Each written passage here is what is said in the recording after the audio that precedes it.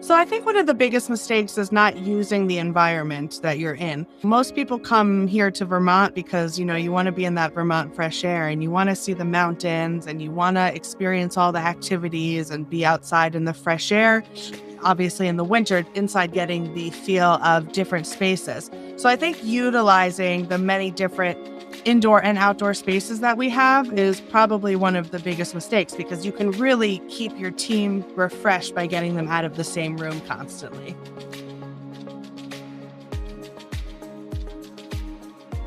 I think making sure that they feel involved is a big one. Making sure that they're not only sitting down in the meeting, but also participating and spending time with their coworkers and getting to know their coworkers. I think that connection in every business is really important. I also think that making sure that you're outside the office and in a new space and excited to be in a new space, I think that all plays into keeping a person feel engaged and making sure that you're going to get the most you can out of that meeting.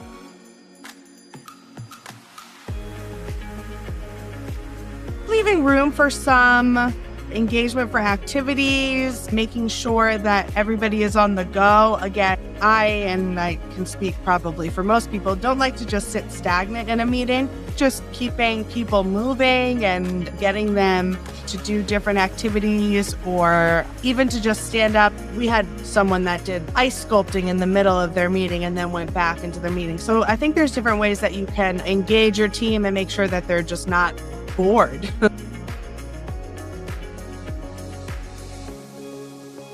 The one that stands out the most, we did have a meeting that did a scavenger hunt on property. The Equinox was built in 1769, so there's a lot of history in our bones. And that specific meeting engaged scavenger hunting with their meeting. So at each different location, there was a talking point for the person that was doing the presentation, but there was also like a piece of history about the hotel. So I think that movement and feeling and excitement of what is the next fact going to be, also like what is the next talking point from my boss going to be, I think that was really what made that meeting special.